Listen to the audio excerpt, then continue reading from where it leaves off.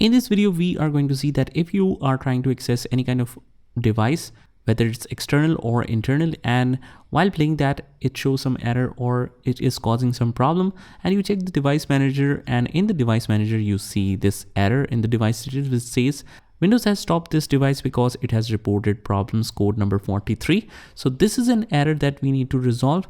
Hopefully from the couple of solutions, one of that solutions might work for you. So without further ado, let's get started with this video. So first of all, if that is external devices, what I recommend you to do, if it is type C, USB, whatever, just disconnect all the devices and just replug them in.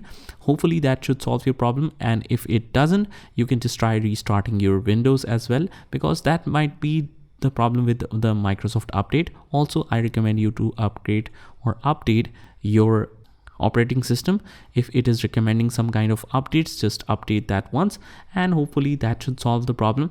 If not, we are working on a couple of solutions. So if you are facing problem with that, you can just open the start menu and click on device manager.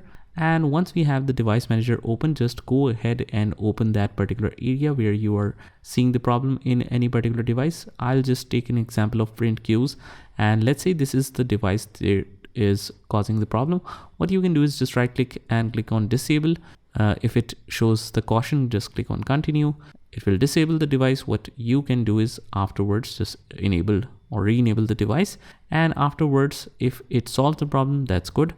If it doesn't, what you can do is just click on update driver, and you can automatically search for the drivers as well. But if it doesn't solve the problem, you can just manually select the driver as well by just browsing my computer for drivers. Let me pick from the available list of drivers, and it will show you a couple of models and suitable hardware. Just make sure that you are ticked on that, otherwise you will see a lot of options. In some cases it is suitable, but in others it's not, and whatever is selected might be the most suitable driver for you. After that, you can just click on next, click continue, and it should successfully update the driver.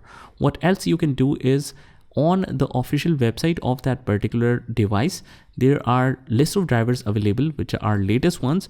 So if the problem is still not resolved, you can just do that. Just go to the official website of that, find the relevant device, just download that, and after that just click on the update driver, and this time we'll just select from browse my computer for drivers.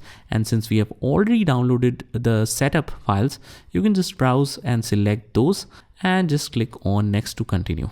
Once all of that is done, you can just finally try to restart the computer again to make that effective, and hopefully that should solve your problem.